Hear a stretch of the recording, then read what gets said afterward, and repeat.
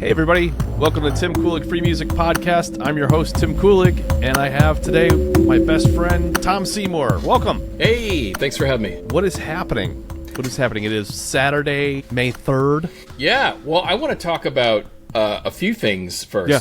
Well, one thing is random. You ever go to do push-ups and it's been a long time, and when you're doing the push-ups, everything feels wrong. Like you're like, your body's like, am I supposed to be doing this movement? Because it feels like things are tearing And cracking. And Yeah. Yeah. I had that experience, but this just 30 push-ups, 30 crunches, and I did some kettlebell stuff, but if you haven't done push-ups in a while and then you go to it, it's kind of a nightmare. Yeah. Yeah. It's and I found that there's a whole bunch of different schools of thoughts. Like, some people like those I actually have this thing. This is so embarrassing to say, but I'm going to say it anyway because why not? Full disclosure. I bought one of those like push-up boards that have like the different handles and you put them in different spots and everything. I've yet to use it. Yeah, sure. Okay, yet to use it. The old tale of the exercise equipment. This looks great. I'm going to be doing this 3 times a week for 4 years. I'm going to be jacked in my fees. Yeah, didn't pick it up yet. So the new thing I see they're selling is this, like, it looks like a giant pair of scissors, and it's just supposed to work like pecs. And the other day I was like, oh, it looks pretty good. I'm like, or I could just do push-ups. Like, you usually don't need anything. The marketing is so amazing because it completely does the thing. It does the thing. It makes you have this whole FOMO, right? Like, gonna miss out. And then of course there's always the punch points. Like, it's in a price point that's expensive enough that you have to think twice about it for a second, but so cheap that you're like, act now and we'll throw in these resistant bands too for like assisted pull-ups and everything. And you're like, well, now I have to get it. I'm losing money by not purchasing it. And it's like, that's the most dumbest thing in the world. I say that to Kevin all the time. I'm like, you gotta purchase that. Like, you're leaving money on the table if you don't purchase that. And it's like, no, you save money by not spending money, period. Yeah, no, I know. But yeah. Anyway, it's good to lift weights. That's what I hear. I'm trying to do it a couple times a week. It's been happening once a week lately. Yeah. But I do go for 5 days a week. I'm doing between 3 and 4 miles on my daily commute. Yeah, that's awesome. In New York, so you can't. It's something. That's amazing. So this week, because my daughter has a bunch of testing that I'm ferrying her to and from, I literally have gone to the beach multiple times and just walked on the beach. And between that and a 5-mile walk I did on Tuesday, like, I've put in like 11 so far this week, and then today I'm doing another 5, so that'll be 16. Yeah, man, walking's great. It's so great, especially beach walking. Like, oh my god, that works out my feet still hurt, your calves and your it's great, but they still hurt. So this whole thing behind me, Tom, I was gonna say, I'm designing a backdrop because I'm gonna make my content a little more professional looking. In addition to the backdrop and some lighting, which you can't see all the lighting, but eventually what's going to happen is there'll be some like blue light and some accent lights going up this thing, and it'll actually be filmed in front of this desk, so I could sit at that desk and just do the whole thing, do whatever I'm trying to promote, and do everything else in post, some editing and everything to cut to other B-roll and stuff. But just kind of sprucing it up. I'll probably have, some regular outfits that I'm going to use even for on camera, so it's not just like random. I've got my freaking Publix half marathon thing on today because I'm going for a walk run after this, so nice. But that's going to be real interesting to see. I actually think this will be really interesting for viewers. It's certainly interesting to me, is that you're really trying to refine your podcasting set and like actually build a set, and so I'm fascinated by it. I like the awards. I see a couple Telly awards and a World Fest Houston award. Very cool. Here's the silver one for McLeod. Oh, nice. Right? Yeah. And then here we've got the golden one for our most recent American Expendables. Gold. Yeah, I can't believe that, man. That was so amazing. Great festival. They've always treated us pretty well. Well, I can speak to some American Expendables news just randomly. So I had sent some Blu-rays out of American Expendables when it actually hit street date. I couldn't buy them all through Vinegar Syndrome because you had to buy one at a time. Right. And I managed to get 2 by using like a second email address. But you can only do that so much. Right. I ended up doing it through Amazon like a month ago and just bought them and had them shipped to random addresses. But Debbie Rochon got hers, and she got the Blu-ray, posted a nice picture, did a nice social media post. She was really happy about that. Greg from Fanzine, he's got this popular podcast. He interviews all these people like Charlie Band and just all these really cool indie filmmakers. I gave him a Blu-ray as a thank you because he's the one who said you should really look at ETR media. Oh, that's great. For American Spindables, and I was pretty unsure. This is the most unsure I've been about the quality of a film, He's like, no, check it out. Try ETR. Tried ETR. They put it out. Vinegar Syndrome's doing distribution. I'm like, oh my God, end up in a place I've never been, It's very exciting. So I wanted to just thank him. So he got a shout out on the DVD and on the Blu-ray, he noticed it. So he posted it. He's like, oh dude, I got thanked on this Blu-ray, So it was cool. And then even one of the film fest, I don't want to say who, but one of the film festivals we submitted to with our new film Video Dreams was like, oh, this is you too, because a lot of these film festival runners, especially the real independent ones, they're like us. They like physical media. They're like middle-aged people, and so one of them was on the Vinegar Syndrome site, and they're like, this guy just submitted a Video Dreams, and he's like, this is his film too. Oh, cool, So it was a happenstance or whatever. Yeah. Yeah, well, it goes to show you that distributor and, physical distributor is well sought after and well respected. So, yeah. And from our old stomping grounds, if I'm not mistaken, right in Bridgeport, I think? Yeah, Bridgeport, yeah. Bridgeport, they may be moving to I heard a rumor, I don't know if it's true. They may be moving to Middletown. Okay. Possibly, or somewhere else. I don't know. Probably Bridgeport's getting expensive because it's coastal, Yeah. So maybe it's... Could be. Well, yeah, so it was really exciting, and I was telling you the other week... Fan mail, dude. What are they going to do? It's got the Vinegar Syndrome sticker on it, so I thought that was cool. So I may just leave it sealed for all of eternity. But I got some slip cases for you when you come up. Sweet! Yeah, we got the special, like, not gold leaf, but there's like the markers, like the silver and gold markers that we tend to sign things for. And I think that's what I did last time. With the VHS2 or one of the ones I came up around the holiday and went home with like a half a dozen. I'm like, here, sign a bunch of these, and we both signed them off and gave them away as gifts. We'll probably do that again. Yeah, I think that'd be a lot of fun. This is kind of a thing for people who are listening. It's like, this is a way, like, you kind of it is kind of like patting yourself on your back when you make a film and then you put it out. But isn't that the best thing? You accomplish something that you think's significant, and then you celebrate it. I think you have to have those little celebrations for yourself. Oh, for sure. And I think there's a line, right? There's a thing where people feel like it's just, gross self-promotion sometimes when you do things like this. Or how about nobody's going to know about it unless you say anything about it? So on social media, you have to kind of push the things that the milestones that you're hitting. But if you do it in a way that's respectful and it's informative, I think it's a good thing. I think it's a real good thing. It shows people that, number one, you stand behind your convictions, right? Like if you're going out and you're making movies, if you're going out and making music, you're not just talking the talk, you're walking the walk, and you're showing people the various stages of that progress if they're following you, and even if they step in now and again, they're going to see that, oh, you talked about doing this film or that film, and like now those are done, you're talking about a festival run with them, and now you got this other project going on. And then the same thing happens with me with music. I'll be writing in a different styles.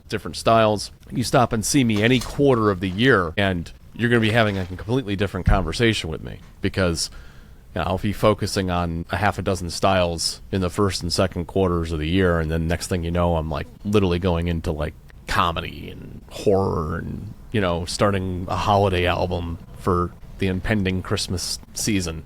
Which this year, I think what I want to do is do a holiday album that's all original as opposed to like doing... Because last year I struggled again. It was like third time's the charm, but like, no, I gotta get this freaking out. Like, I can't not do this. I've been telling myself for 2 years straight, I'm gonna produce this and add this value. But I think what I'm gonna do is find like a half a dozen to a dozen patches that make sense, and I can make all the songs have a similar vibe and feel.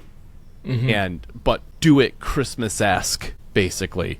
Have the bells, have the little, not really marching sound, but like the typical patterns that you'd hear in Christmas stuff. No, I think it's a smart idea, man. So have we talked about this yet? You're 4 songs away from 800? Yeah, 4 shy.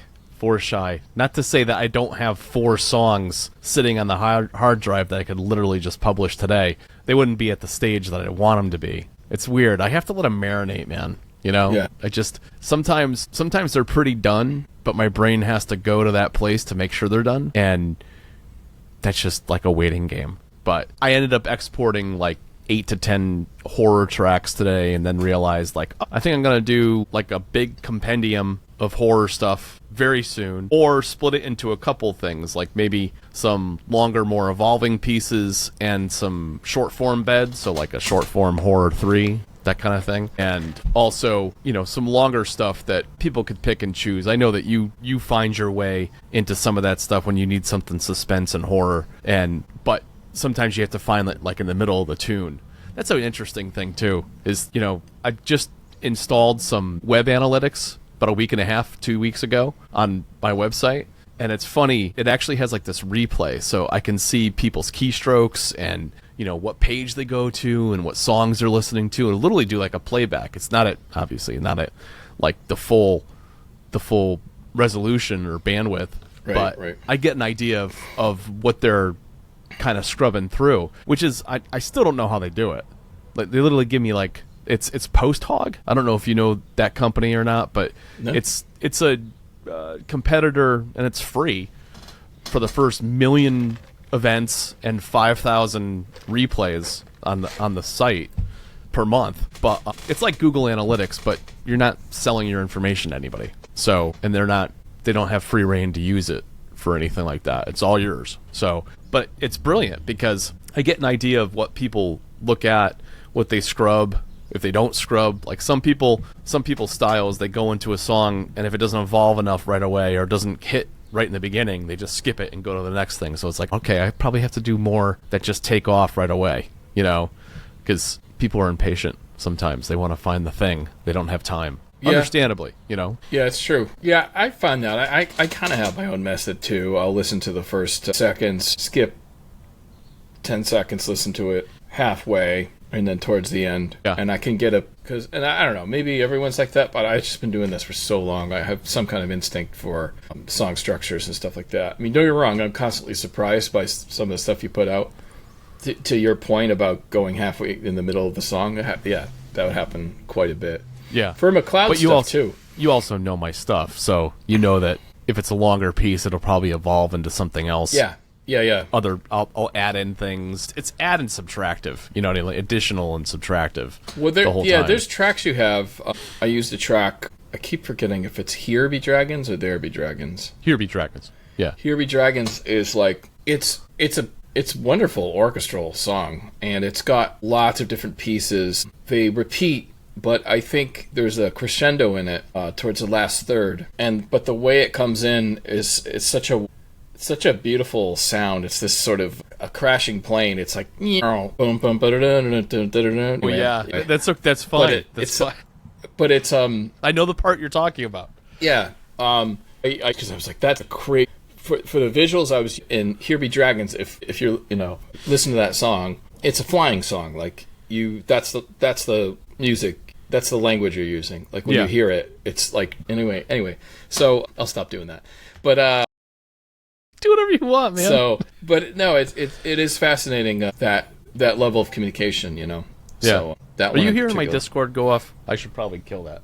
Yeah, go. Hold on one second. Yeah. But what I was gonna say is like, oh, that's okay. What I was gonna say is like with your songs, it's really interesting because you can get that song in particular. I'm gonna be able to get like 2 or 3 uses out of the same song. Yeah. Oh, okay. It says recording. I guess it stopped. There we go. Dude, that sucks. Well, we can just start over. I don't really care. It's kind of like it's still going. I'm gonna have to do more editing on this one, and I'm like, all right, fine, fuck That's all right. I'll edit the whole thing down. It's all right.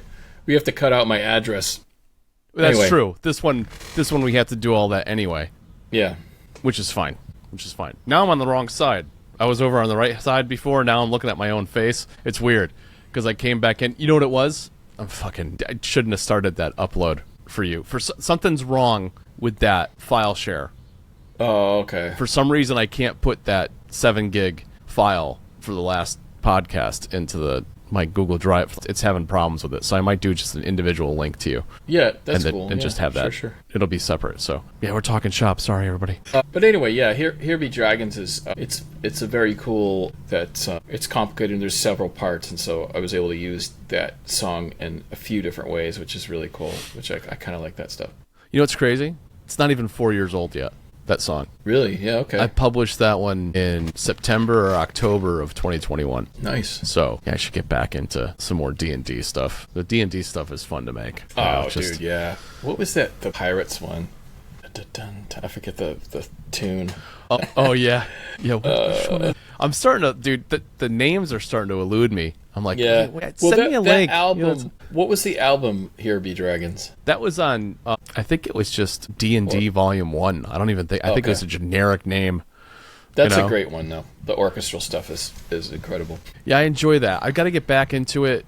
I've been doing more simple beds and like ambient stuff but then again, not really. Now if you include like the what was it, the spaghetti western and no, there's some beautiful orchestral stuff in there. Yeah, I don't think you know.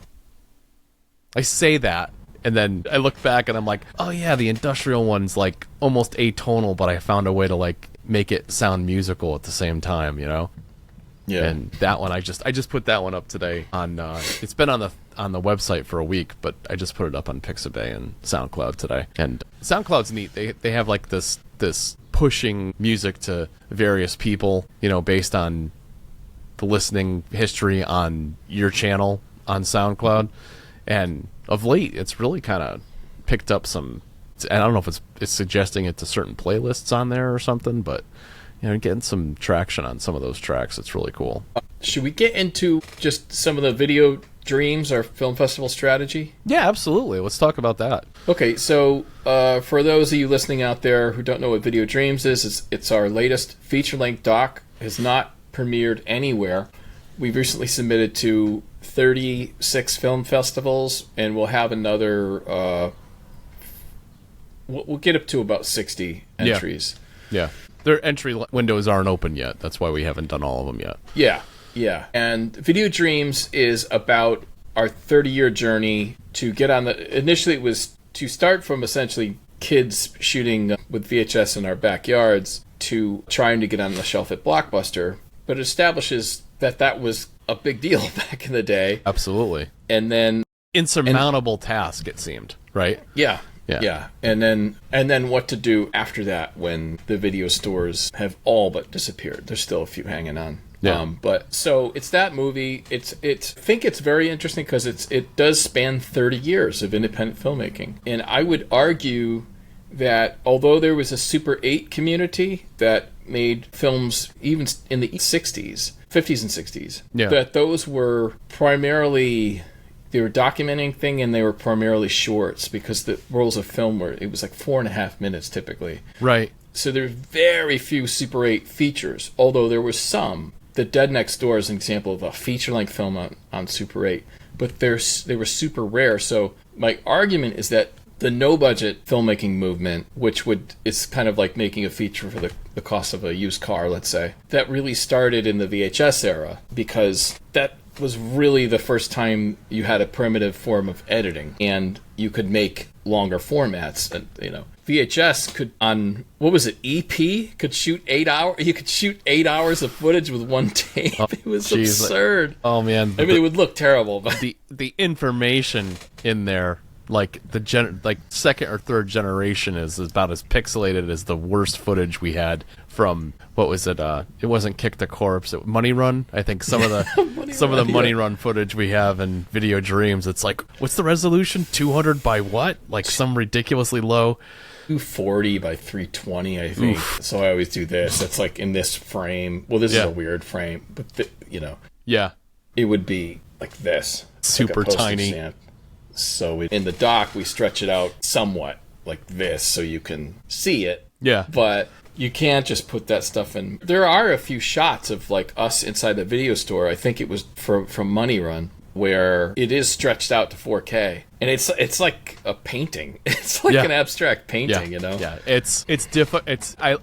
I remember the finished product, and it's weird. You have this memory of the finished product and being super proud of it at the time, but then when you put 3 decades of experience on top of that and look back, of course you're going to look at it from different eyes, like, oh, man, it was primitive, we didn't know what we were doing, blah blah. But that was the beauty of it. We didn't care. We just like, oh, we're going to try this stuff. Oh yeah.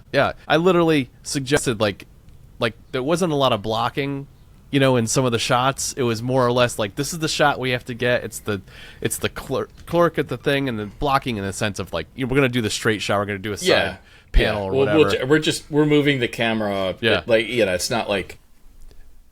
And I remember we didn't storyboard it, you know. We're not blocking talent to match perfect angles. We're like, okay, here's your camera, and when Phil pulls out the gun, that's like the final climactic scene of Money Run, and the whole store goes chaos. I just said to you, I go, what if I climbed up the counter and ran across it ridiculously and ran out the door? And you're like, dude, go for it. Maybe I'll use it, maybe I won't. And you literally see me like blocking, like running out and just like falling off the counter and running out the front door of the thing. And I was like, it's just like so fun. I just want to do something dumb. Let's do this, you know? You make me think of a few things. One thing is like the energy of youth. It's like, oh my God, you had so much energy. It's a weird thing being a teenager because you're tired all the time, but then you have this weird, deep down internal energy, and as a guy, have a drive to do things, you know? Yeah. Which is why I think sports is so, even though you and I were not sports people, it was so... Well, that focus, right? That focus, Focus that energy in there. Otherwise... Well, you were a music person, and I was a video person, so we found our focuses, you know? Sure. So. But absolutely, that's, for some, you know, it's either that or, you know, you get into mischief because you need an outlet for all this stuff. You know what I mean? Yeah. You so know? that wild energy is interesting. We had artistic energy.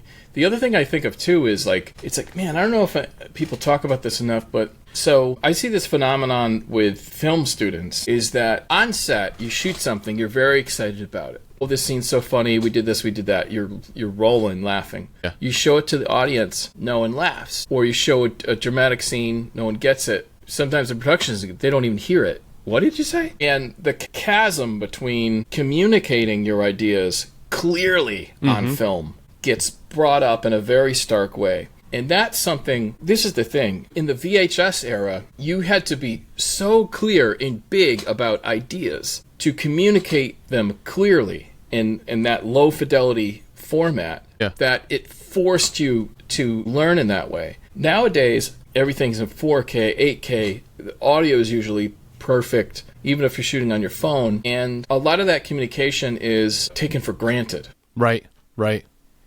And so a lot of the tricks and tools that like you and I had to figure out to communicate things more visually because our audio sucks, or learn how to fix our audio, or, you know, that kind of stuff is like, I don't think it's lost, but I think it makes filmmakers who've been around for, 3 decades maybe have a few more tricks up their sleeve, you know? Yeah.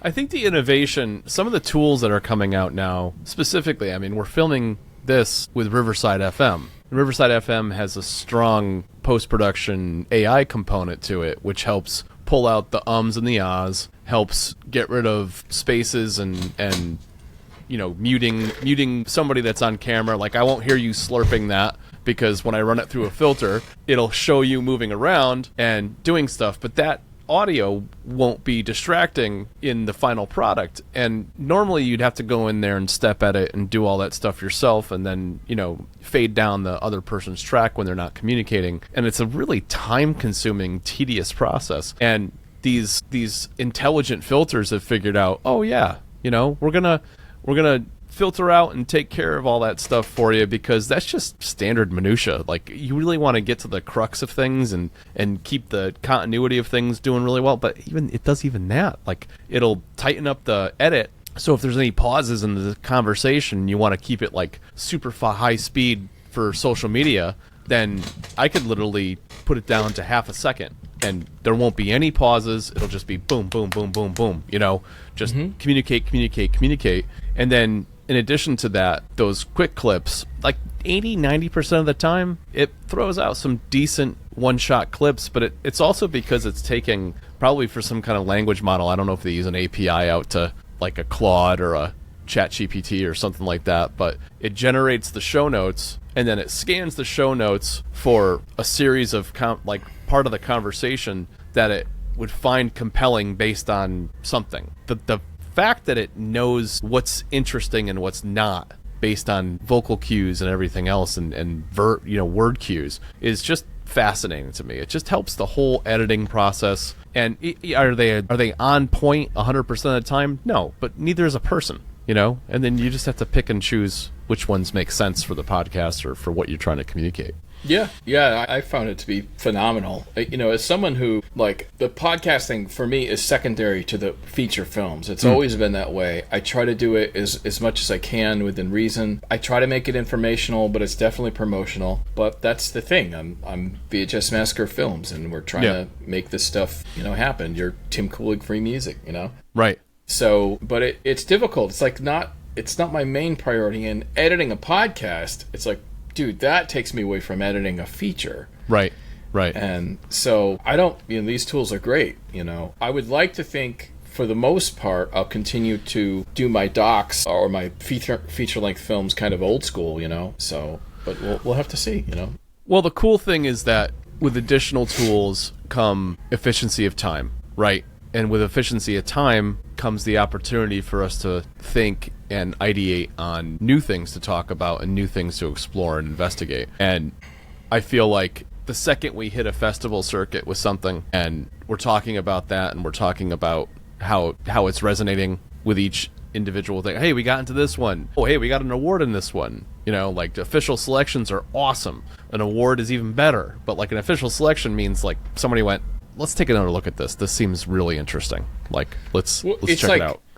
Official selection is like, I want to play your movie sometimes there's online contests, and those can be great too. But I want to play your film in a theater because I think people will come. That's kind of one of the biggest compliments you can get, So official selection, I think, is almost as good as a win. I really do. Agreed.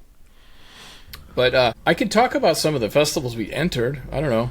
Let's do that. Okay. Let's do that, because I was super psyched about the new. I seriously, I hope we get the New York one. I know it's a big one, but that New York one would be awesome. Just you being a New York resident it'd be a huge shot in the arm. So I hope it happens. I think it's definitely possible. Let me bring this up real quick. James and my wife Richardson, who's been teaching the CUNY system for, I don't know, 25, 30 years. So I think, that may count for something. I've been teaching in the CUNY system for 16 years. Mm-hmm. Steph's executive producer, born and raised in New York. Yep. That may count for something.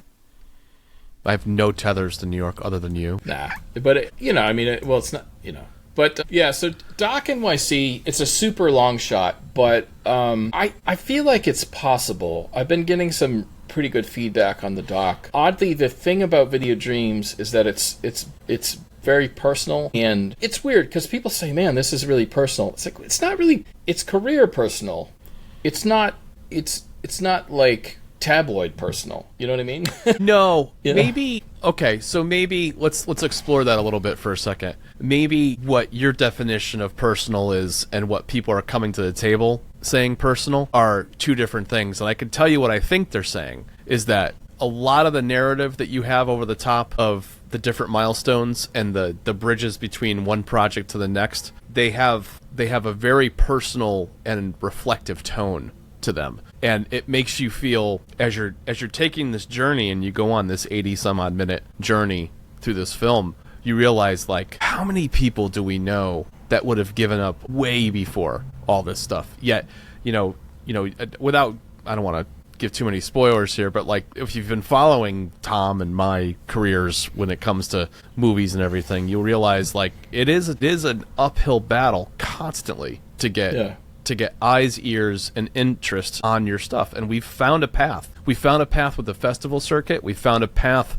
with the documentary genre. We found a path with the way that we produce and capture footage, capture interviews, capture B-roll, everything that we can fit into our lifestyle. Even though we have full-time careers doing other things, we can still do this. Like anybody that says like, I wrote the script and it's one thing if it's a narrative and it's fiction or whatever. Like, yeah, you need locations, you need all this stuff or whatever. But we found a path to still be creative, still create like a story worth listening to and worth checking out, fit it into our day-to-day lives. We have families, we have careers, we have, this is our career too, but most people, if this pays us enough to do full-time for the rest of our lives at some point, awesome. But I'm not counting on that, Yeah, that would be wonderful. Ultimately, the art in my films are really important to me. They making films make me feel it's fulfilling, so it makes my life better. Now, they're not more important than my family. They're not more important than my friends. It's not like that. Right. At the same time, I can say the same thing about music, Yeah. I have this like heavy aspiration to breach 1,000 tunes, ultimately get to 2,000 plus, and just keep going, right in every genre imaginable, blah, blah. But if it gets in front of the people and the things that are important in my life, it's going to take a backseat. Yeah, definitely. It's absolutely. That's what this means. It means that we'll podcast in the window. Like I have a window Saturday, sometimes after 9 p.m. during the week, Right. And we do what we have to do, and that's fine, we can do it, I was going to speak to that. The people that sleep in on the weekend or, are on watching some movie marathon, what are we doing? I get a text from you, hey, podcast or gaming or video gaming today? Now, granted, video gaming was a close second, but right. But I was like, oh no, dude, let's get something productive done. It's Saturday afternoon, after 12 o'clock, let's do it, Yeah. So let's get back to the film festivals. So, yeah. But I think that was helpful just so people kind of know what Video Dreams is about, Absolutely. But so we entered a few film festivals, and New York-based ones: Doc NYC, New York Documentary Film Festival, New York Film Week. I did enter Filmmakers New York. I pulled that one back. I think I'm gonna wait for winter for that one. Okay. Because is it multiple throughout the year? Yeah. There's multiple. So I think what's been working lately, especially if you think about VHS2 or American Expendables, what we did towards the end of the film festival route was we entered Filmmakers New York and we entered the Tellys. And those were that's a nice cap, so I kind of want to do the same thing. Yeah. But also what that does, Doc NYC is incredibly competitive. It's a top documentary film festival in the world. So there's no guarantee that we'll get in. I have no connections to that festival. And I'm not in any guilds, right? So right. But all the more reason if we do well there, it's on merit and merit alone, which is huge. I hope, yeah. I'd like to think so, yeah. And that being said, that I did research that documentary film festival. They're one of the few film festivals that are still very protective of their premiere status. Okay. I think Sundance is one too. A lot of them have relaxed. A lot of the top festivals really relaxed on this top status. But let's say something like Sundance would be like, no, we want to premiere your film. If you've played in 30 other film festivals, we're not interested. Right. Doc NYC will at least go, we want at least a New York premiere. Okay. Which is reasonable. Yeah. So the entries are staggered. So I should hear from Doc NYC before the other New York ones. Mm-hmm. And so if we don't get into that, hopefully we'll get into one of the other New York ones. Yeah. And so that was a reason to take new filmmakers and pivot it down and go back to it later. Yeah. But this also speaks to, and I can't speak to this because, I've helped fund the process, but you figured out this line. And you figured this out back with VHS1, and we've been doing it ever since. In fact, I think you did it even earlier with Mark of the Beast. But you found a path through Film Freeway and through the festival circuit and the submission process of pairing the movies, with the appropriate festivals to maximize our acceptance, maximize our official selection, maximize our wins, and not just throw them at a particular festival because we want to be in Sundance, we want to be in Cannes, you know what I mean? As a matter of fact, it did not enter Cannes or Cannes. Cannes, yeah. And I didn't enter Sundance. I just don't think it's a good fit, when I'm reading the. But there are a few top ones. But again, last podcast I said, look, I have no intention of not entering the small ones. Mm-hmm. I'm not gonna some of these, something like Sundance at its height was taking 8,000 features. See, you had a less than 1%. You had a 1% chance of getting in. Right, and some of those budgets are $10 million.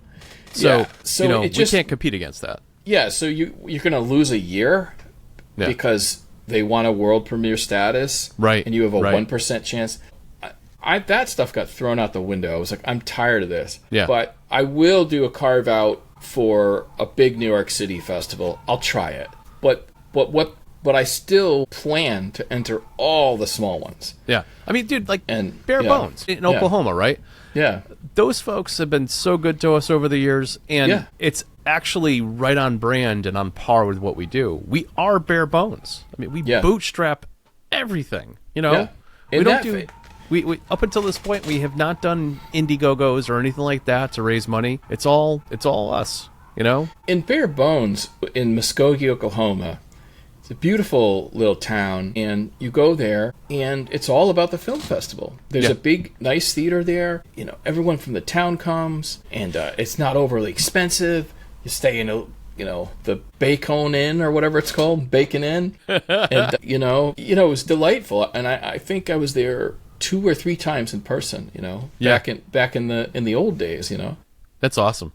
And so if you talk about what is it to have a film festival experience, Bare Bones is maybe one of the best experiences I had. Yeah. Well, the authenticity, right? Yeah. It's literally welcoming auteurs and well-seasoned makers and everything in between. It's just a really cool environment to be, where somebody wants to see something new that they've never seen before, and that's the environment you're going to see that, right? Yeah. Yeah, but so I entered, let's say of the top 20 festivals in the world, I probably only picked 5 or 6. And then the other, whatever that is, 55 are going to be mostly genre festivals or doc festivals. Mm-hmm. But I can name off a few. So there's Doc NYC, New York Documentary Film Festival. That's a different one. Film Quest, really interesting genre festival. New York Film Week. That's an interesting one. Chicago Horror, we've gotten to that one before. That's no guarantee. That's a very old, important horror film festival. A Genre Blast, known for taking some really cool exploitation films. Popcorn Frights Film Festival. I think that's one of the top of the genre. That's the thing too. When you talk about top film festivals, it really depends what you're talking about. Right. Because if you're talking about sort of a big machine that's promoted and pushes industry films, that's one thing. But you could be in a top genre festival, that could be a sci-fi horror festival. And there's that's just a different pivot. Same thing with Doc. It's a slightly different pivot. Yeah, I mean, you talk about the big ones, like a couple of names I dropped earlier. They're the top festivals. They're not necessarily genre. They're not necessarily they're the top awards festival. You know what I mean? Yeah. They're Oscar qualifiers basically. Yeah. Right. But by virtue of the fact that that's what they are, they tend to be more corporatized, right? Yeah. And which is fine. Yeah. But not really our audience, our base audience. They may not be. I think of it in terms of, let's say Sundance is the Harvard of film festivals.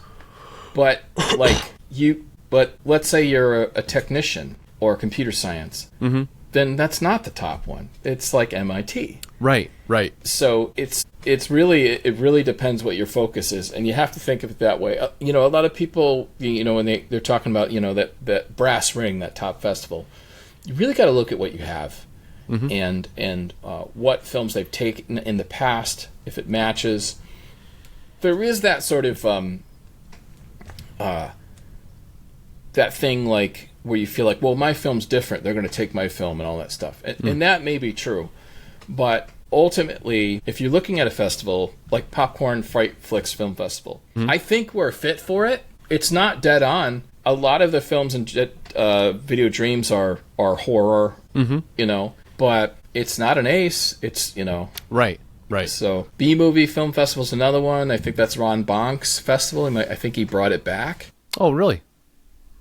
New Haven Docs, that's Gorman, who worked with Carmen Capobianco on the Galactic Gigolo, Psychos of Love. Yes, I was just going to say. Yeah. I started saying Galactic Psychos in Love. I like... I was trying to remember the names. Yeah. But that in the past, that's literally... That was VHS Massacre 1 premiered at... I think it was the Whitman Hall. It was premiered at Yale. That's so awesome. It was a big Yale film festival. It was like a big deal. So then think about that, right? Think about that concept. Is NH Docs a top doc festival? It's definitely a big one. Mm-hmm. And at least in the past, you were playing at Yale. So there's big, but then there's also credibility or weight, right? So it's not just about size, right? So that's an interesting thing to consider as well. If it's highly influential, it's kind of like Vinegar Syndrome, right? Like the brand. Like, is Lionsgate or Blumhouse bigger than Vinegar Syndrome? Yes. But does Vinegar Syndrome have that kind of street cred? Yeah, maybe more than those two. Right. So there's a Drive-In Fest, Independent Horror Movie Awards. That's an online competition, but it's a very cool one. It's been around for a while. They like low budget stuff. And I don't at this stage of the game, considering how the world's changing and a lot of things happen online and a lot of things happen remotely, regardless of what people say about the edicts to return to the office or return to in person, blah blah blah. Like the point being, it absolutely is more and more prevalent that something happens on a remote basis, and the legitimization of it comes from the fact that there's high quality things being submitted to these festivals. You see some of these other films that are in there, they tend to have production crews and budgets and things that are comparable to some of the big festivals, and at that point you're just looking, you're like, okay, well, it's the playing field's different now. This is how people are promoting their films and getting them out there. I mean, the days of you taking and doing a limited theater run with a film when you have a micro budget are just gone. I mean, what would it cost us to go and hit like 15 theaters for a month across the country? It would be a fortune. Yeah. It would be a fortune. Probably tens of thousands, maybe 1,500 per theater or something. Yeah, and who's going to watch it? Who's going to watch? Whereas in a festival, it's already vetted by the festival staff. They've already taken a look at it and they're like, I think people are going to watch this. So we're going to promote it for you. Not only the promotion, but the venue, everything. There's already like guaranteed attendance because people are coming to it to watch films anyway. Mm-hmm. I mean, that's why this whole system that we've kind of evolved into, it works so well. It's in lieu of the other situation, of trying to get it into theaters and stuff and hoping. It's like ultimately, the video store was the way that small independent filmmakers could make a living. Mm-hmm. When that went away, streaming didn't replace it because they suppressed revenue from low-budget stuff, and in some cases kicked us off sites. So what are we left with? Well, we can spend a couple grand on film festivals. I try to enter a minimum of 30. We're going to push up to 60 and could cost you a couple grand. But ultimately, it's like I've said in the previous podcasts, if you're, VHS Massacre 2 was screened in approximately 30 cities, most of them major cities, right, around the world. How are you going to do that without spending a fortune? You can do it through festivals. So anyone who says the film festival circuit is a racket probably just enter the top 10 wasted $1,000 on entering the top 10 and got They're into none of frustrated, them. right? Yeah. No, I didn't get into, these, again, the top, like you said, top 10, the biggest ones. I didn't get into any of them. Well, you didn't try genre-specific stuff. Yeah. Why don't you just focus on those? Well, they're not as well attended, and maybe the screenings are going to be a couple dozen people or whatever. Who cares? It's a legitimate festival. It's been around for a long time, like several years or multiple years, and every new festival has its beginnings, and to be there in the beginning and help support them too at the same time, I feel very good about that. I remember driving like 5 hours upstate with in my Mini Cooper with was it Did you go Jens and no, it was Glenn Gabriel. Okay, yeah. For a screening, and there was a handful of people in the crowd. But you know what? A newspaper reporter was there, and they're like, "Geez, are there going to be more people there?" And they're like, But we went. We took action, and they wrote up the film, and then they wrote up Glenn. Glenn was traveling from Sweden to be there. That's a big deal. So then you get press from the article. Mm-hmm. Then my social media presence wasn't as big back then, but I would generate some press from the article. So what did you do? You multiplied that into something great. And the same thing happens for this. Try to build up your social media presence the best that you can. If you get into a festival, you publicize that through all your social media. Like, makes the festival look good, makes you look good. And more people get on it just by you announcing that you got in. Mm-hmm.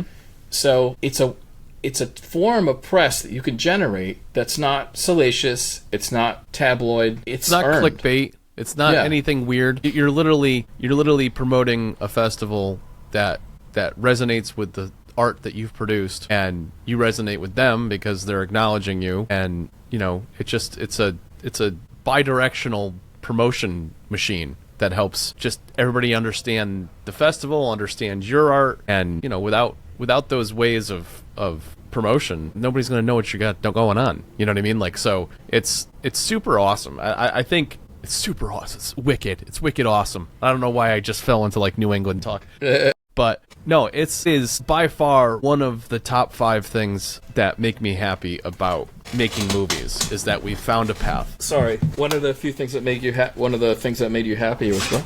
Oh, it's one of the top 5 things that make me happy about making movies, is that we found this path. We found this path with the festival circuit that helps give us a broad spectrum feedback on the art that we're creating and whether or not it's resonating with an audience. Like, it's really awesome. Yeah, I think ultimately, as a filmmaker, you don't want to get your ego too wrapped up in stuff, but to some degree, at a certain point, I think when the video stores died, there's this feeling that you were left out in the cold and the industry passed you by. And the film festivals, the combination of film festivals and then streaming and then physical media makes me feel like we don't need you. We're slowly built back an edifice for getting our films out there that was removed when the video stores went away. Mm-hmm. And not everyone's going to get it. Like I said, there'll be people who say, film festival circuit's a racket. But I would argue you're entering the wrong festivals. Yeah, yeah. And to your point, you're right. I mean, there's been barrier entry. There was even barrier of entry in the video store era. I mean, once you look like you're having a sorry, you look like there's a freaking earthquake in New York. Oh, sorry, I right. just hit my desk. I think that's what happened. I'm like, you're all right. I'm like, you're not in California. No, I mean, like, even though our aspiration ultimately was blockbuster, we found out later on, into our 20s and 30s, that blockbuster was a barrier of entry. They excluded certain genres of film because they didn't think it was family friendly, and they also had these back end deals with the studios that virtually pushed out a ton of other artistic expression, and it was all because it conglomerated into this monopoly. I mean, didn't they buy out Hollywood at one point? Didn't they consume Hollywood or one of the big ones? Like there was one that started with G, not Movie Galaxy Gallery. Video, or like something like a couple of the it could have been Movie Gallery, or maybe it was that. Yeah, I know that I mean, Lloyd Kaufman talks about this a lot. Like, the media consolidation kept happening over and over. Like, there was pushback in the 70s, at least in regard to television, where they just drew a line in the sand and said, no, like, the networks, you have to take independent content. That's where all that those Norm and Lear show came, with all that diversity they had. Right. But then and unfortunately, it didn't matter who was president. They all allowed for media consolidation, to the point where, again, there's a handful of media companies. It is mostly controlled. The pivot that happened was Silicon Valley the tech companies got so big, tech and cable, all that stuff, that they essentially acquired the studios. They kind of ate the film studios. Some of them still have the same names, but it's all Silicon Valley. So then you talked about being left out in the cold. It just, it gets to be frustrating.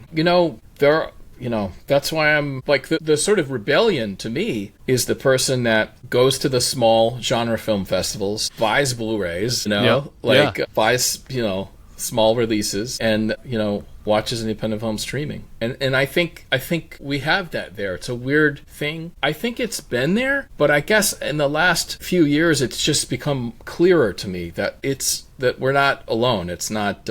Right. And I think the consolidation thing is a double-edged sword, right? I get the idea, look, from a corporate standpoint, from an investment standpoint, I get the idea of acquiring IP and building this massive portfolio. I mean, Disney's like, a 101 of that. They've acquired so many different pieces of property and so many different outlets over the years. But the challenge with that, and the fear I have with that is that you get so big with all that you now lose focus on the individual IP, and more importantly, like, the overall message that you're trying to convey with the individual IP. And maybe you don't have stakeholders that have loved that IP for 30 years. And what ends up happening is that the stories being told don't resonate with the audience because the people telling the stories don't understand the audience. And you run into a huge problem with alienating and isolating the very people you're trying to entertain and bring you along for the ride.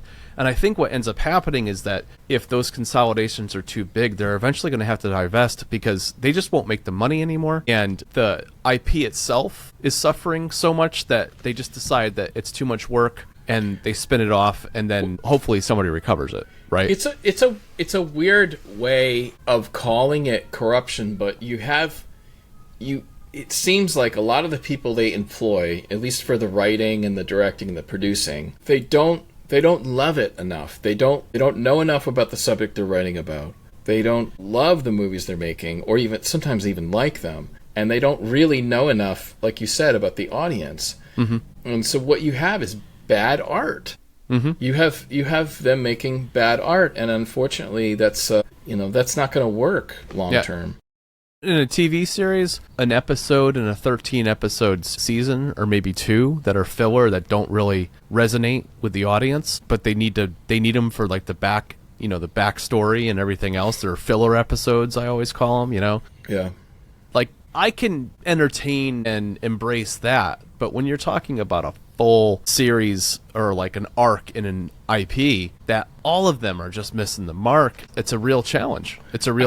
I think what you had, if you're talking about like the successes of Hollywood, like the mainstream successes, where a lot of them were comic book stuff, a lot of the reason why they worked is there were still a few technical directors, like technician directors, who not only knew the structure of good storytelling, but the technical ability to execute directing in that way that we talked about, like really communicating, because we started out on very primitive equipment. It was harder to cut through the technology to get to the audience. And so it worked for a while. Also, you had highly technical performers. A lot of that stuff, like Robert Downey Jr. and a lot of the anchors had been around for a long time. Yeah. And they've gone through their own arc to get to the professionalism that they're at so they point, were worn into it.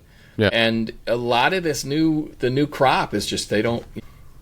I don't there's still some good stuff out there. I'm not saying, but there's just a lot of there's a lot of stuff that just does not connect. Well, you don't get a Jon Favreau every day, right? No, they're rare. And it's same thing with James Gunn. He's very talented. So I don't know. But even he runs into some challenges. The DC IP has had numerous challenges, not only from individual actors and actresses creating controversy around the films that they're in or producing or whatever, but also they have a mission, they have a corporate mission to the overall piece of art, and they have this standardization to the characters and stuff that they have to adhere to. So the challenge is how much rope do they give a person like James Gunn?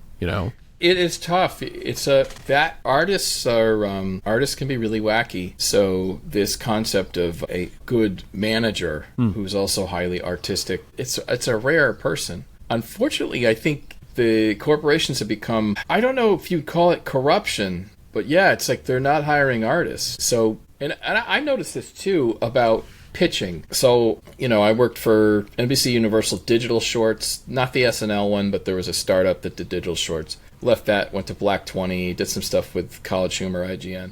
But I was in some of these pitch rooms. So, and personally what I found to be true is people who are good at pitching were more so the people that got the ideas greenlit. Right. It's not because the ideas were good. It's because they knew how to sell it, right? They knew how to sell it. They were good salesmen first, but that's not always a great combo, especially if you think of someone like Tim Burton, like back in his prime. I imagine he was probably shit at pitching his ideas. I imagine he was pretty awful but and some of his ideas are whacked out, dude. None of his stuff would get, like Edward Scissorhands, none of his shit would get greenlit today. What are you talking about? What the fuck are you talking about? Yeah, did you ever hear Gary Oldman talking about Edward Scissorhands? No. They go to Gary Oldman.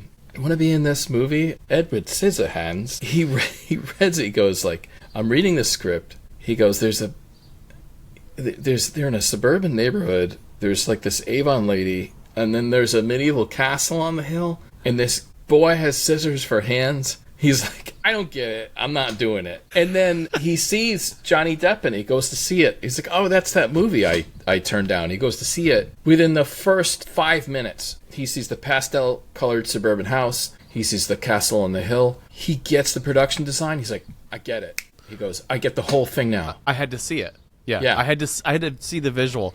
And that's the beauty of Tim Burton.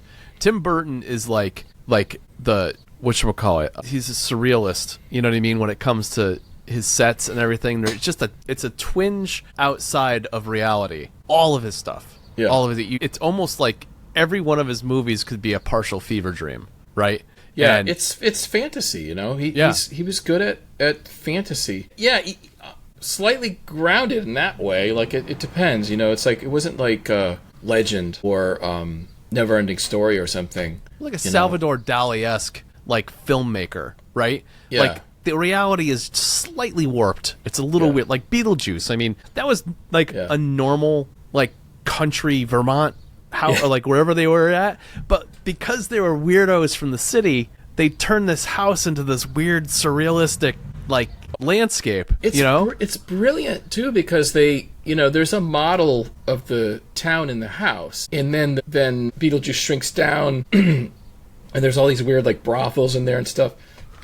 So the architecture of the production design is incredible. Like the storytelling, it all works. So all that stuff you see, like it's a stylized brothel. I don't know if you remember that scene. Oh yeah, yeah. And it all works because it's incorporated into this model. Like what a brilliant way to make like a different world, but within a reasonable budget, so it's just there's real brilliance in there, a lot of there's stuff's the artistry lost. Therein lies the artistry, right? It's we could just tell this story and it'll probably be forgettable, but with the right visualizations, with the right casting director and actors, with a good story that keeps people entertained, but also makes them think just a little bit outside of the box. Like, it's something they've never seen before, and that's what resonates with people. They want to see something, they want familiarity, but they want something new about it. It's like the hero of 1,000 faces,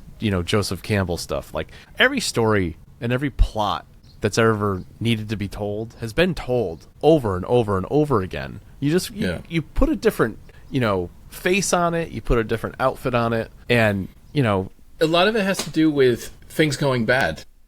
Yeah. I forget the storyteller's I forget who it was, but they basically showed a graph. Almost every great story was like, guy starts out rich, has a lot of money, loses everything. Yeah. Then the clamor back up, right?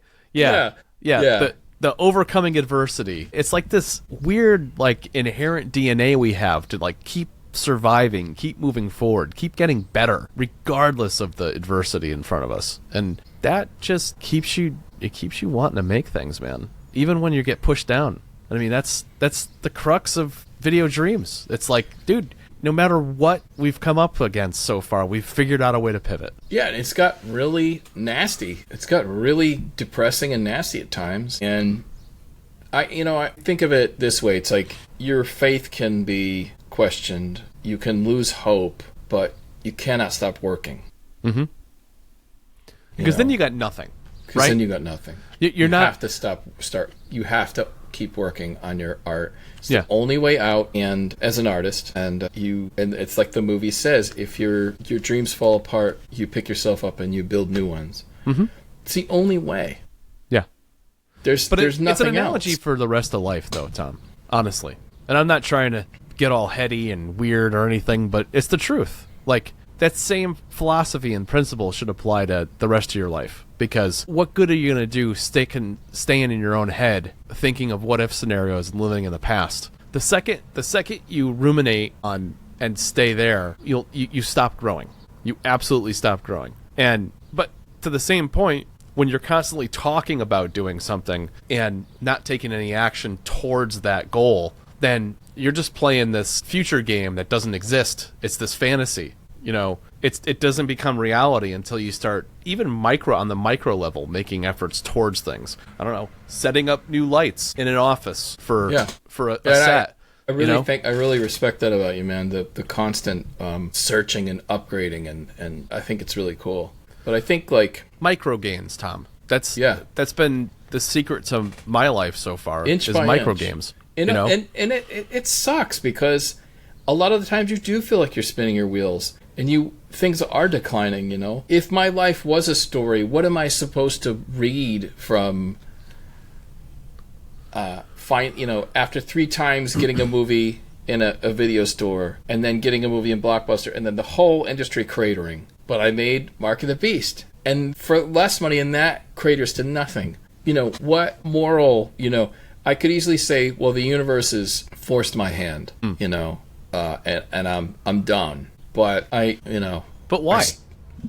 Why would we go that route? The truth of the matter is that we don't have the same metrics to grade what we're doing anymore, like we did when we were growing up and in our mid to late 20s, right? That being said, you can look at it glass half empty or full. The half empty is what you just said. You're like, okay, we're gonna just cater and call it a day, and we made some good movies, and let's move on, and we'll do something else for the rest of our lives. Or realize that it is now the Wild West of independent filmmaking. There's a whole different. There's the sky's the limit, man. We could design. It's our cookie, But I will say that the pivot after Mark of the Beast was like, well, I'm broke. There's nothing left to do. But Trauma was still around. Mm-hmm.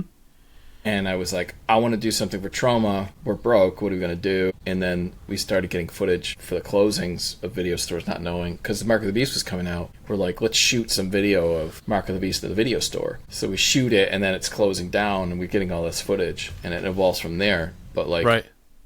Yeah, how many times has that happened since then? Like, we shoot something, or we do a podcast, or we talk about some movies we're interested in, and suddenly it just evolves. It's okay, I guess we're telling a story now. I don't know how that happened. I don't know either. It was like that time period. Like, Blockbuster closes, Kim's Video closes. We get in Fangoria, Fangoria goes bankrupt back then. They're still around now, but they went under. Yeah. You know, they reorganized and they came back. So it was like, you'd have to be kind of nuts to keep going. But, like, it was like, well, I don't know what to do. This is what I am. You know, I'm just going to keep going, you know. This isn't the first time the film industry has had its peaks and valleys. It's not unlike the stock market or other indices around the world. You know what I mean? There was eras of the film industry where it was kind of stagnant and stale, and nobody was breaking any real new ground, and people were getting real conservative and real cautious about their budgets and what they're spending money on and what risks they're taking. And I think it's a parallel to, you know, society as a whole. Like we wax and wane between these things. We wax and wane between getting real aggressive about taking chances, and other times like holding everything close to the chest and being like, I don't know, man. You know, like that's $50 million for a film. It doesn't have any like it's got one major actor in it, and I don't know. I can't greenlight that. You know, it's gonna cost us 2.5x just to break even on it, you know. And yeah, well, speaking of which, so The Accountant 2 came out. I think it's going to break 50 million, but first 2 weeks, I think. Okay. And that's full internationally and all that stuff. They may have been counting on China. I don't think that worked out so well. Right. But it was $80 million to make. I don't know, man, because I don't know.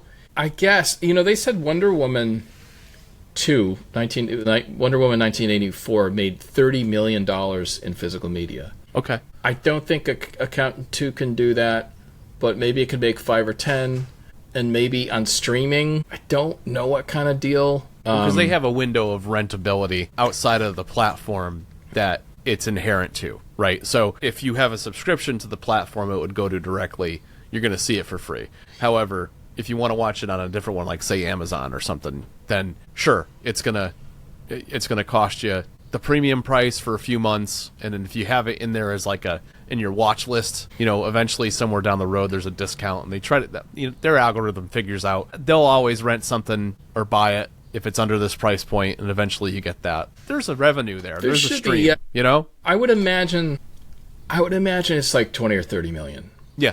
I would imagine it's something like that. So I think all in, maybe they'll break even, but hopefully... They spend a lot of money on advertising. Okay, and I can tell you why I know that.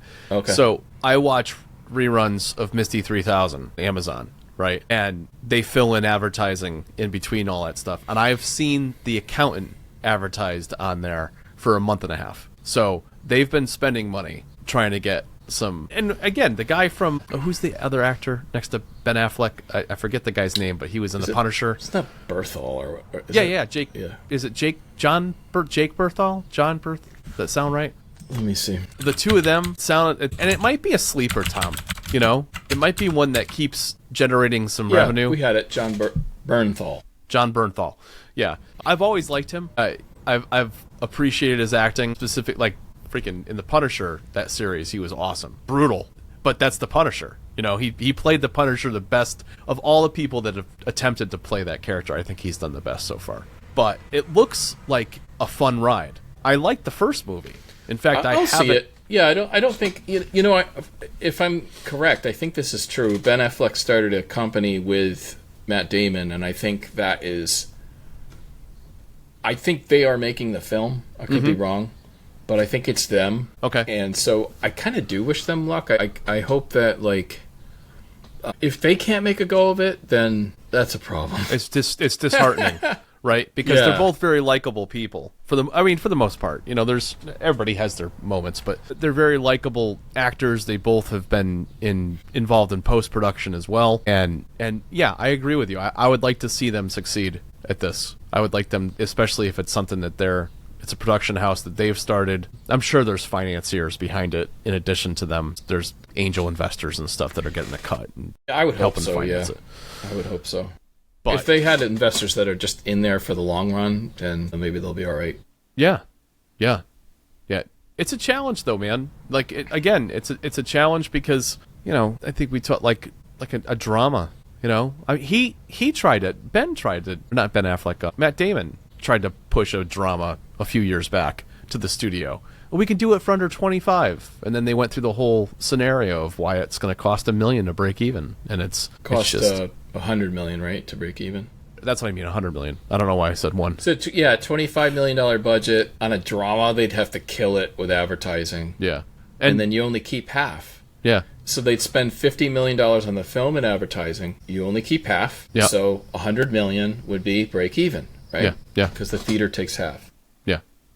So, and what's the likelihood of a drama making $100 million? It's not very likely. It's tough. I really think, the first John Wick is kind of like a perfect example of what things should be, because the film wasn't overly expensive. Right. It's an action film, made a good profit. And Robert Rodriguez talked about that a lot in the last two podcasts he did about the streaming sites really want action films. You know, it's funny because American Expendables, that's what we're saying like half the time. It's like, I don't know why these films fell out of favor, the low-budget action film and martial arts film. I don't know why we don't make a lot of them in the United States, you know? They were fun, not very expensive. You know, there's inherent skill already with the actors that are in the film. Granted, when you talk about Hollywood and like big production Hollywood, they want to see things that are somewhat fantastical. You know, you get to the point where you're doing like Crouching Tiger, Hidden Dragon with people on pulleys and ropes and everything and doing all that crazy stuff. But I think that was a very unique film too. You know, that it was a very stylized, unique film of the genre. But, you know, like, bring back the martial arts gangs and the rivalries and the dojo rivalries, and there was just something about that just was like, again, it comes back to that inherent feeling of like overcoming adversity and like, you know, we had this great thing, we had this business going up, and then this rival gang dojo came in and squashed us and destroyed our thing. Now we got to fight back. You know, it's like justice, you know, underdog, you know, overcoming adversity, overcoming a suppressing force. You know, these are just underlying themes that people radiate with and gravitate towards because it's a feel good, it motivates you, it makes you feel like there's light at the end of the tunnel, that life isn't just there to suppress you and knock you down. It's like, people can succeed, people can overcome. It's a good feeling. Those are the kind of movies they need to make more of, you know, but authentically, without all this crap that's like buried in it and this like hidden messaging, you know. It really goes back. It goes back to motivation. I think that's the problem, right? That's why it's motivation. It's what you love, and people can tell. Like, I think that, like, you know, a lot of the early reviews for some of the movies we did, whether it was Land of College Prophets or Lynn and Betty, a lot of them were like, they got it. Like, they're like, oh, this is not the best movie ever made, but man, these people really love it. You know what I mean? Like, it really comes through. That authenticity comes through, man. Yeah. It really does. So be authentic, everybody. Yeah, find out what that is, you know. You can't figure it out without exploring it. You really can't. You have to play. Like, true artistry involves an exorbitant amount of play. There's times I sit down at this freaking keyboard and I got nothing. And I just noodle around for a half an hour. Suddenly I get an idea. And I'm like, oh, all right, I had to screw around for a little while. You know? Like, you have to give yourself that. You can't just be like, I'm writing 5 horror tunes today. Dude, I'm gonna write jazz. You know? Like, that's what today is. It's like, yeah, today's jazz. All right, I had no idea. Whatever. Yep. Yeah, and you don't always know what you're good at either. You have to test it in the public square, and then you find out a little more about what you're good at, and sometimes you'll surprise yourself. Yeah. Like, oh, fuck. People like that. Oh. Cool. All right. I love that too, so that's fine. That's good. Well, anyway, I think that's all I have. All right. Yeah, fair. Again, we touched on the music stuff, right? I talked about being close to 800. Yeah.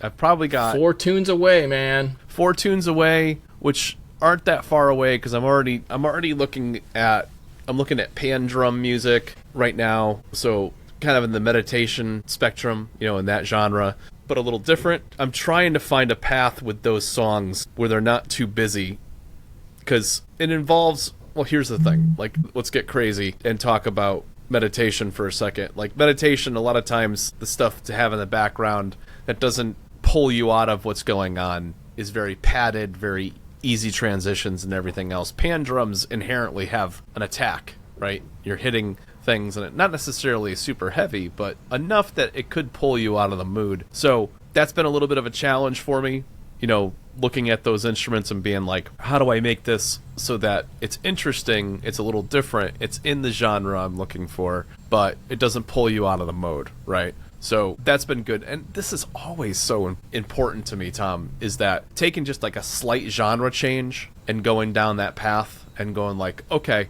yeah, it's meditation, but it could be a little more energetic at the same time too. But how do you fit it? How do you build it and fit it so that it can be used for both? Or if it's not, then some of the tracks will and some of them won't. It's this weird battle you have in your head, especially when you have genres that cross over a little bit, you know? But I feel like it helps me make future stuff in genres I'm more comfortable in even better. Because now I've explored nuances of that genre that don't necessarily work, and now I'm like hyper focused the next time I go in. I've done that with like the D&D stuff and the orchestral, going off and doing electronic or horror or just ambient type of stuff and then coming back to it. So I just can't. I don't understand somebody writing in one genre their whole life. Like, I respect it, you know, like somebody's a country star, you know, a country music composer, or somebody's a metal composer, and that's what they do. I don't know. I imagine if they're hyper successful, maybe it's literally the label and the corporate pressure. Because I remember what was that guy who his alter ego was Chris Gaines? God, that was Friends in Low Places, right? Wasn't it? Yeah. Yeah, because he had like an an alter. Why I'm blanking on his name? Why am I blanking? I want to say Billy Bob, but No. it's not. It's. Oh my God, I'm gonna remember it when we stop. I'm gonna look it up. Yeah, please do, because I'm gonna hit the stop button and I'm gonna be like, God damn it! Why didn't we know who this was? Chris Gaines was Garth Brooks. Garth of Brooks, course. Yeah. Sorry, internet. Yeah, sorry, internet. I don't know where I got Billy Bob from. Probably just thinking Joe Bob, But yeah, I mean, like that was a cool experiment, and he actually sounded really good. But he got ridiculed for it, you know. I think that's ridiculous. I think that's nonsense. Well, in the same token, was it Beyonce did a country album, or at least a country tune, that they just lambasted her for? And so what? So she wanted to explore another genre. Let her do what she wants. If you don't like it, don't shit on it. She was into it. That's cool. Yeah, as long as she wanted to do it, you know, what the fuck. Well, assuming she did, you know, that could have been a push too. Yeah, you know, so yeah, it is true, and you also hear about this, like, there's a lot of actors and actresses who are musical as well, and they're constantly get shit on. That's, speaking of Billy Bob Thornton, that's where my Billy Bob came from. I think he's had a band since he was like young, you know. Yeah. So he was doing music and acting together. He was probably a musician first, and I think they called it the Boxcars. I forget the name of the band, but you know, and you know, that's, people don't want to talk to him about it, you know, even when he's like touring. And then I think same thing with Russell Crowe. He's got some stuff. And Bruce Willis, back in the day, back when he was doing Moonlighting, he was pushing this, like, I don't even know what style of music you'd call it, because it wasn't pop.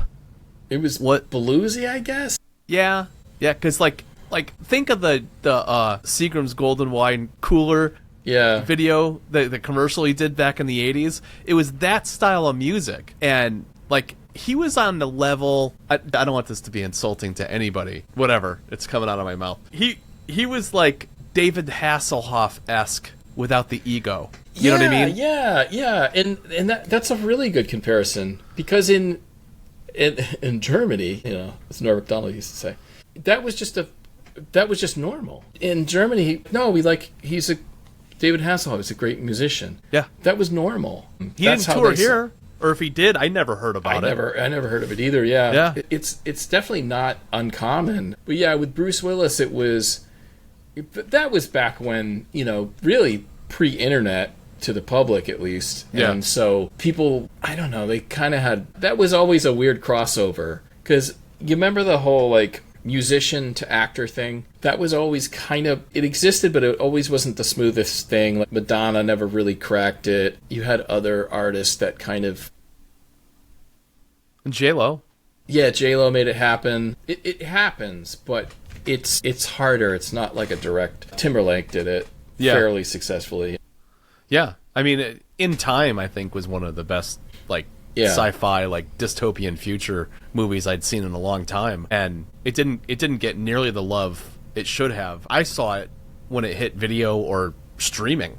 You know, I didn't see it in the theater, and had I seen it in the theater, I would have loved it there, and I would have celebrated it then. But again, that comes back to how much money did they throw at it so you knew it existed in the first place, you know, amongst everything else. Yeah, and you wonder, too, it's like I would like to think the performer decides that, and then the agent and the PR get to work on how to, like, soften that blow where, you know, you can see how they do it. Like Timberlake, you know, he started doing, like, SNL stuff and slowly segueing to comedy. Because if you think about it, SNL is known primarily for comedy, but also music. So it's like this nice segue, dabbling in acting and comedy. And you know, they do these slow pivots. It's very interesting. Really high-profile people, what they have to do.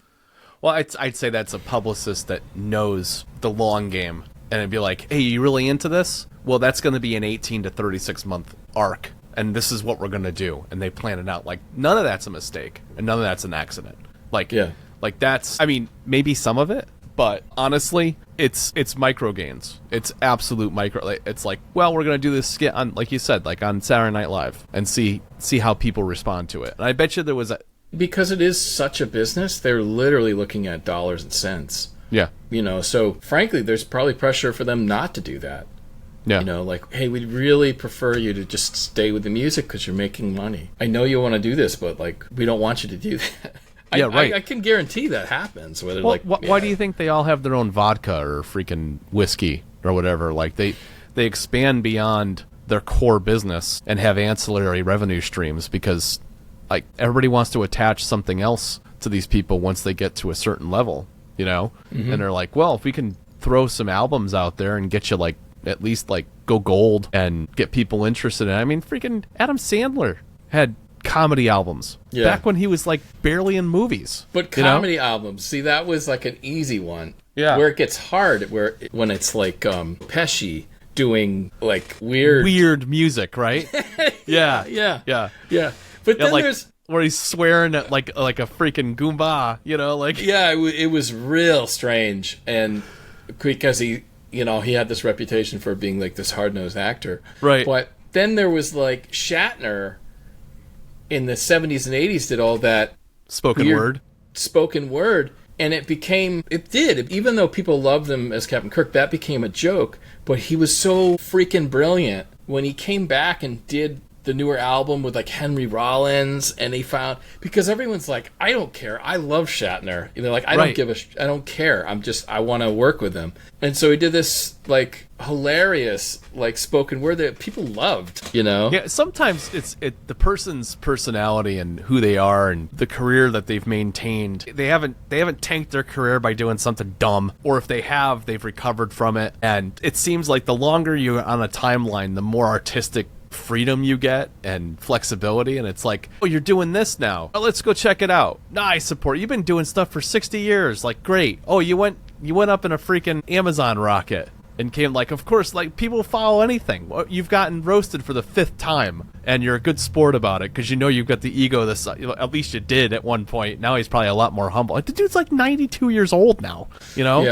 Yeah. So no, he's I don't care. I love Shatner. I love Captain Kirk. I think he's awesome. Season 3 of the original series, he was like, he was just like so over the top, like he was on stage acting. I was like, he is out of his mind. I love this. And the fight scenes, they're just over the top. Nobody's getting knocked down with the double-handed fist. The Gorn, he fights the big reptile, and glorious, man. Shatner rules always. Oh, it's such fun stuff. But yeah, I've got horror coming, a big batch of horror. I determined that actually today. Real time you're hearing about this. So, big batch of horror, the pan drum stuff, podcast beds. So, I'm going to talk to you about this over the next several weeks because I'm definitely going to bounce a bunch of the ideas off of you because I want to specifically talk from an editor perspective, a producer's perspective, how to design and build a series of beds, intros, outros, that kind of thing, that have good functionality that people will like, you know, and built for the modern content creator. Some of these things, like some of the tracks will probably have it'll be intro, but it'll be like intros with like 10 different variants, you know? I really think you should, man. Yeah. I've been saying that for a long time. Like, variance is not a dirty word, you know, especially like there are times where creators just need music. Sometimes they just need music straight up without percussion. Yeah. They need driving music that pushes forward the narrative and has energy, but not percussive. Right. Because it can be too distracting. And sometimes they want the percussion. Sometimes they want both so that they can fade up the percussion when someone stops talking and they have some really cool visuals. Yeah, it's not been a single digit time that you've asked me about tracks and you're like, hey, you think you could do this without X? Or like, can you lose the drums? Or like, there's enough of it in it. You're like, I didn't use the drum section, but the other section that didn't have the drums was long enough that I could use it in the section that I needed it. Yeah, and so sometimes it's 30 seconds, I'll loop that. And it's not a big deal because like maybe the segment is 40 seconds. Right. And so it doesn't matter. But yeah, you know, people will probably use it, you know. It's like I always quote McLeod's, I think it's long note 1, long note 2, and like I think the second one I used the most, you know, which he may have just been like, I don't know, long note 2. Yeah, that may have been the throwaway one. I'm sure it was a call to action from somebody. You know, I over the years, somebody was like, I need this. You think you could fire something out for me with like a comm patch, blah, blah, and he sent like a half a dozen things. Hey, try one of these, and I publish all of them, blah, blah. You know, I've had people tap me for things that I'm like, well, that just triggered a whole album. Great. Nice. I appreciate that. Yeah, I got to take a leak. I'll be right back. Okay, we're heavily editing this one. We're secretly replacing this episode with an episode from 10 years ago from Tom. Let's see if he notices. I might leave this in my podcast. Look at this zombie thing in the background. He's a lunatic. He had this on when we were talking to James Richardson last weekend, and it's the craziest thing running in the background. Unbelievable. What's with my upload stream? So I'm on Riverside, and Riverside's pretty neat, and it all goes to a cloud-based, web-based, browser-based collection. So I see Tom and everything he's saying back to me during this episode, but it all goes to a cloud first, and then I'm getting the ancillary stream. So every once in a while it'll kind of like hiccup or whatever, but what goes to the cloud is synced to me and in real time. So by the time I do an edit of this, it's pristine. It's great. So woohoo! Back, baby. You see, I was like, we've secretly replaced this episode with an episode from 10 years ago with Tom. Let's go see if he notices when he gets back. What's going on? I was doing all this weird shit.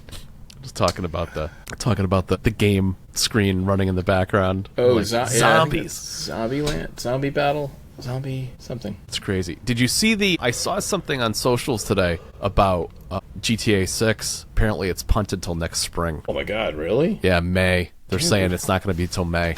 They had a huge apology for it, though. They were like, we know what your expectations are. We know the detail you expect from us, and we can't with confidence hit a fall date and produce what you're looking for. So please hang in there. You know, Rockstar's like, please hang in there with us. We want to make sure we give you the best foot forward. And they'll likely, somebody commented underneath there, they're like, likely what they're going to do is some expansion to GTA Online right now in the interim as like a, here, this should satisfy you for a little while. Dude, they make like $1 billion to $2 billion a year off of GTA Online. Yeah, that's why the expectations cannot be higher. No, I mean, dude, it's $250 billion, right? It's $250 billion production is what they're estimating this thing is going to be. Yeah, and they don't want to kill their cash cow. You know, what if they release the next GTA and it sucks? Yeah, well, it would decimate the whole industry because the whole industry is suffering already, Tom, from franchises that have not been held to higher standards. Case in point is like Ubisoft. Like there was not good talk about, what was it, Star Wars, the smuggler one. It was, yeah, I know what you're talking about. It was sloppy. It was sloppy, man. Yeah, it was.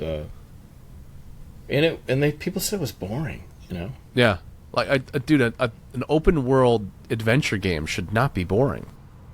Yeah. You should be anticipating like all the side quests and the plot lines and everything. You want to I want all the achievements because all this is fun to do.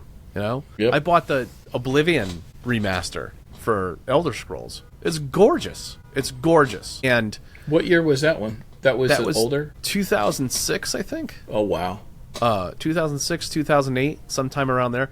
That feels like several years ago. And then I have to look at the map and look at the calendar and be like, oh, that was like 20 years ago. Almost. It's weird, man. We talked some about this. Like, so you and I are playing, we're huge fans of Far Cry 6, but we beat that game 3 times over.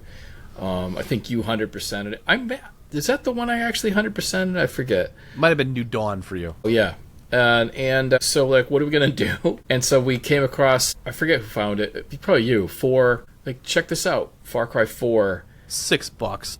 And it was so cheap, and the co-op is functional. Not on the same level as 6, but it's all there. And I remember playing it, like the first, let's say, few hours you're playing it, you can notice a quality difference, but it's not game-changing. No. It's not a total turn-off. It's like 10% not as polished, something like that, you know? Yeah.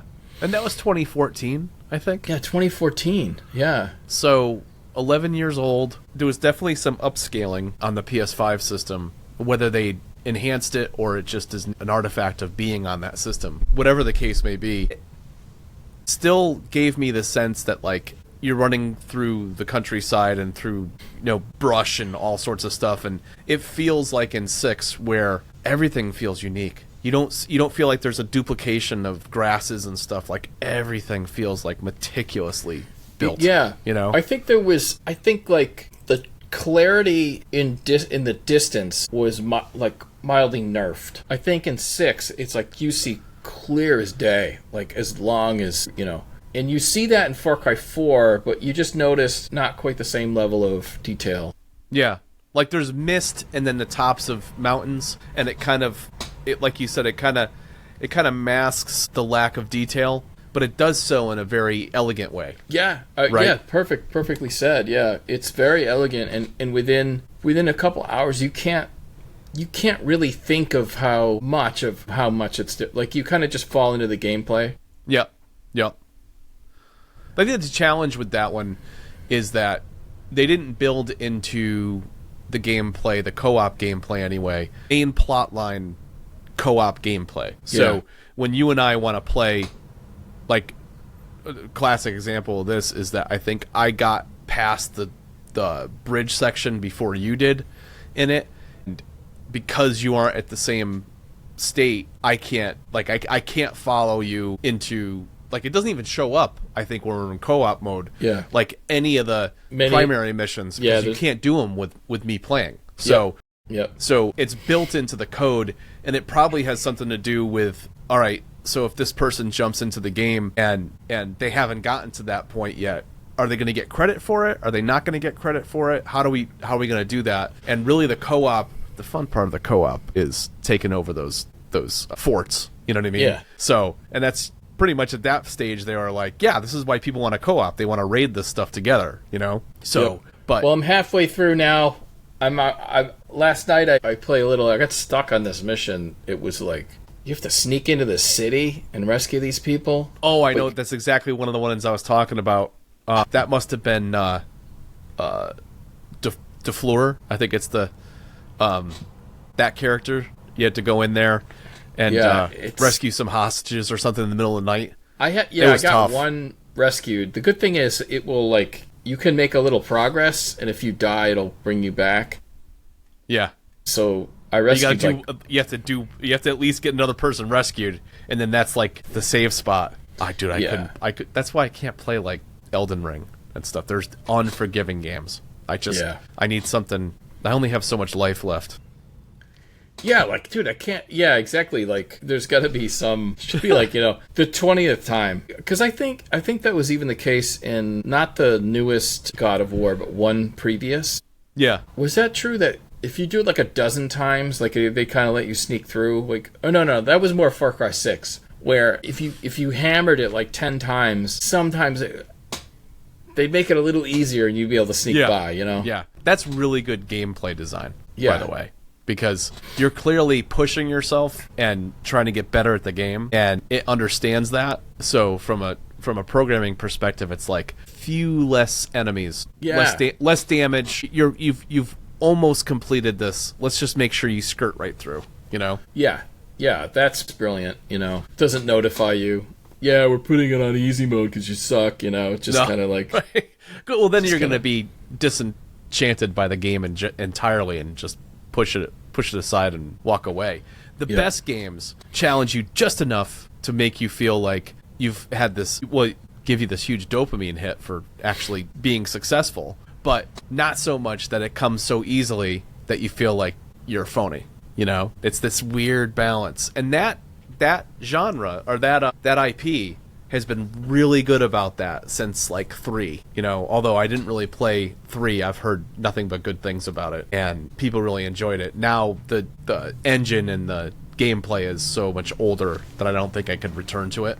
Yeah. But honestly, dude, like I'm heavily anticipating whatever this 2-game release they're doing next fall for 7.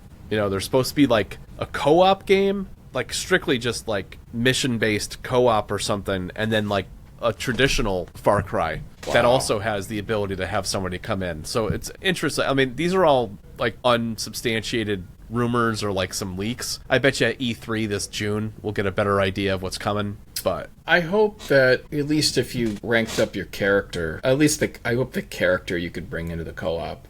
Yeah. That would be nice. Well, yeah, cross-platform type of thing, or cross-game. I mean, look, it may be partially a financial decision. Like, hey, look, we can get like double the money out of these people. Right. Well, GTA 6 is rumored to be a $100 game. Yeah. When it goes to get released, and that's the standard edition. That's not even like the edition that you get extra skins or deluxe box or whatever, like some kind of collectible thing. They're supposedly that's going to be the price point. Now, some people feel that that's going to trigger other studios to feel like they can charge more, but they're also calling GTA 6 a quadruple A game, which is like in its own right, its own place. Yeah. You know what I mean? Interesting, yeah. Because of the budget. The budget alone speaks volume. I mean, it's bigger, if it's as big or bigger than some of the biggest MCU movies. Like, oh, for sure. Budget-wise. You know what I mean? Yeah. Granted, it's going to make a hell of a lot more money, especially when they convert users to GTA Online, for version 6. I never got into it, by the way, that whole open world thing. I saw people do crazy stuff, though. Like they would take an NPC out and then pretend to be like the clerk behind a counter, and people would come into the store and they just take them out. It was just the most brilliant thing I think I've ever seen in my life. It was hilarious. It was absolutely hilarious. And they would do it in different in different spots. Like it'd be like at a gas station, which like, okay, this guy's running the thing and he just takes the dude out, just blows him away. But then it's like a crossing guard or like some other stupid shit. Like you're just like, what? Here's a conspiracy theory. Maybe they're waiting a year so that they can do more fucked up things, meaning that the public we got really picky and uptight about people get triggered very easily. Some of that the steam seems to be blowing off a little bit. Yeah. And I wonder if, because Joe Bob Briggs talks about the ebb and flow of puritanical traits in the United States. Right. It got very puritanical about like 3-4 years ago in a different way. Not religion, but people just got real uptight about everything. And so if some of the steam is blowing off on that, if they wait a year, then they can go back to the thing where it's like there's strip joints and prostitutes and all that stuff. But maybe if they release now, people will still be like, dude, that's messed up, Right. Yeah, like people's tolerances wax and wane with various subjects, and pushing the envelope. Like the level of insult comics we had in the early 80s, like between Rodney Dangerfield and Dangerfield's that was in New York, right? Or was that in LA? I forget. But his stand-up place, like he would have people in there like Dice Clay and super offensive, early Howie Mandel, like people that did crowd work and were like raw. Eddie Murphy, you know what I mean? Like doing crowd work and subject matter and jokes that were just real offensive, real in your face, dealt with a lot of things that were trigger points for people, but like that was it was like you wanted to go because you're like, what are they going to say next? you know? And then over time, people's tolerances for that get super on the other end of the spectrum, and they're like, no, that's just they just want to shut people down for something they said. Like, no, you just don't go to their show then. That's not that's not art. It's not art to shut somebody down because they push the envelope. Sorry. And if you're young, you may think that, and you grew up in this, you may think that that's how it's always been, but it's not. Like Troma is one of the best examples, because Troma makes these trashy exploitation movies, like hyper-violence, like some very brief nudity, but essentially like gross out stuff, horror. Yeah. Nice. Potty humor. Potty humor, a concoction of that. And there are decades or years where that is very out of fashion. And it's like W. Rashan saying, she's like, actors are going to LA and taking Troma off their resume. And then there are decades where it's way more fashionable, and they think it's cooler because it's more like punk rock, and so it really just like, it really depends. And so Grand Theft Auto, because if you think about it, when it was in its prime, like, it was more acceptable to just have, you think, gangster rap and all that stuff, really just hard edge stuff. Yeah. And people were like into it. And if you weren't into it, you just didn't bother. It wasn't your thing. Yeah. You didn't engage in the product, you didn't engage in the genre or the community that surrounded itself with it. And that's fine. And there's plenty of things in my life that I'm not into. Like, I'm not into torture porn. I don't like freaking Saw or anything that has like that realistic effect in the horror genre. But I like the fact that it's available. I like it, but I don't love it that much. Even Terrifier, which I absolutely respect as like just an awesome low budget horror film that made a fortune. It was hard to watch. That's a bit much for me, really. Right. But I can look at it objectively and say, like, no, that was really good for independent films. Very good. Yeah. Yeah. Now, granted, the over-the-top, like, ultra-violence and stuff like that, like Hobo with a Shotgun and weird, like, Dead Alive, stuff like that, like, it's so over-the-top that it's almost comical. Yeah. Or is supposed to be comical. Like, yeah. I'm like, we're being ridiculous right now. Like, that I can stomach only because it's like, it's fantastical. It's like, no, this is just, it is scary, but it's meant to be ridiculous. And there's usually a zombie element, which is fantastical. There's just enough levity to soothe you. Yeah. Yeah, that's that. I always go back to Dead Alive because, I mean, the amount of special effects they did for the price that they did it for was just unbelievable. And there's cut shots in there, like there's specifically one where he's in like the house with the lawnmower strapped to him and he's taking out all the zombies, right?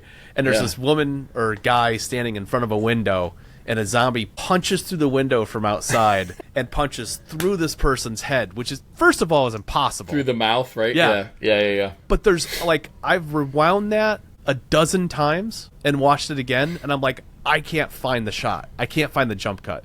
Like, I know what you're talking about. Yeah, it's a match cut, they call it. Yeah. I'm sorry. Yeah. It's unbelievably smooth. Yeah. Who was that? Who was that? That was George Romero? No, that was Peter Jackson. Dead Alive? I know, right? Lord of the Rings. Lord of the Rings, yeah. I know. That just goes to show you, kids. Make low-budget horror, and you too can direct. The Lord of the Rings. $2 billion or $2 or $3 billion 3-movie franchise. Whatever the hell that thing ended up, it made so much money. Yeah, he's another genius. Him and his, I think it's he and Peter and his wife. I think are really like a force to be reckoned with. Yeah. Think about the reality of the ask too. Hey, I'm gonna produce and direct a 3-movie series. We're gonna do it all in New Zealand, and I need you for 2 years. Yeah. Those people had to disappear for 2 years. I think because back when that happened, financially, because he made this package at the time, you could shoot for, I think it was half price, I think. Like, so he could shoot the trilogy for half as much in New Zealand. That's amazing. So, and it's at the right time, environment. With all the environments, and he could, so he's like, I'll make 3 movies, you know, and it will cost you, 1.5 movies, you know, and I'll do it all at once. And it probably had a lot to do with home video being, and physical media being very healthy, so that, like, you had all 3 films, like, even if the first one didn't do that well, and you took the second 2 and they're direct to video, they probably would still have been fine. Right. You know, so they were probably looking at it like, this will work out one way or another, you know. Now that would be really hard to do, you know. Well, yeah, because the 2/3 of the revenue streams have dried up, so it's a big risk. And it would be like, look, we just need $250 million to shoot these 3 movies. Can we just have $250 million? Yeah. We should be 3 movies. Yeah, it's $250 million. Yeah, so I think I overestimated the price of GTA 6 earlier. I meant $250 million, not $250 billion. They didn't spend $250 billion on GTA 6.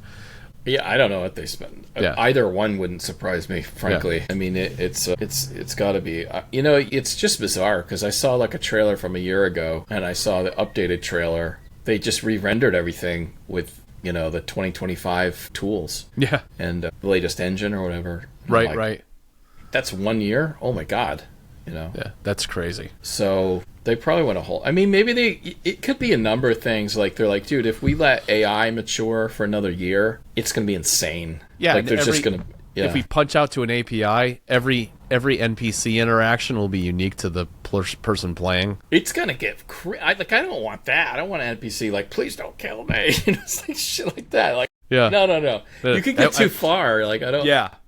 I want the suspension of disbelief where it's like, you know, there's a limited context in which you interact with somebody, and that's that. But yeah, again, I don't want semi-sentient NPCs. You know what I mean? Like, they're bad guys. I just want to take them out. You know? Yeah. I don't want a full simulation here where I have PTSD at night. I know. I killed these people by accident. You killed 1,000 people in GTA 6?